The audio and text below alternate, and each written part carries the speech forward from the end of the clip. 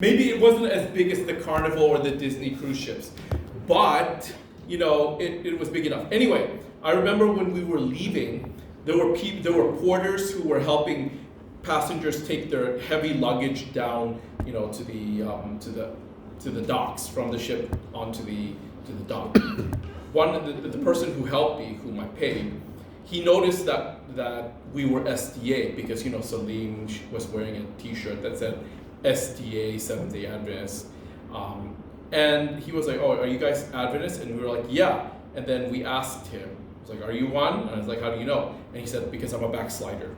So he probably was.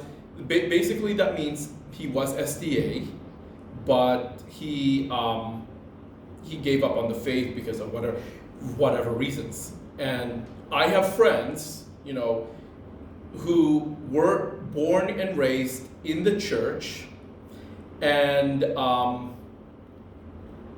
they went to Adventist schools all their lives, but they are no longer practicing SDAs, or they're either not as strong as they were, or they dropped out of the church. Maybe they felt that the church was too stifling for them, or they felt that the church were hypocrites.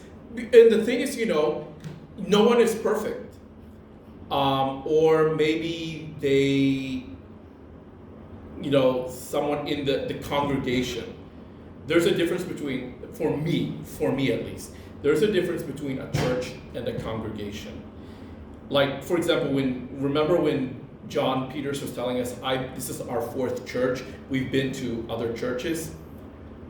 If I were in his shoes, I would say, this is my fourth congregation. So it's the same church, Seventh-day Adventist church, but different congregation.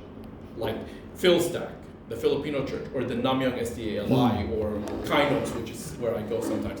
Like here in this campus, we have different congregations. We have the SUIC congregation. We have the main congregation there, which is in Korean. The GMC congregation, the SEG congregation. That's what I use to differentiate. So maybe there was a person in their congregation who probably judged that person, right? Like say, "Oh, what you're wearing is bad," or like, "What you did is bad." And maybe after hearing that, they felt a sense of, alienated, they felt disillusioned, they felt offended, and they said, "Oh, you're being judgmental," and decided not to go to that church anymore, and felt that maybe all members are like that. But then, of course,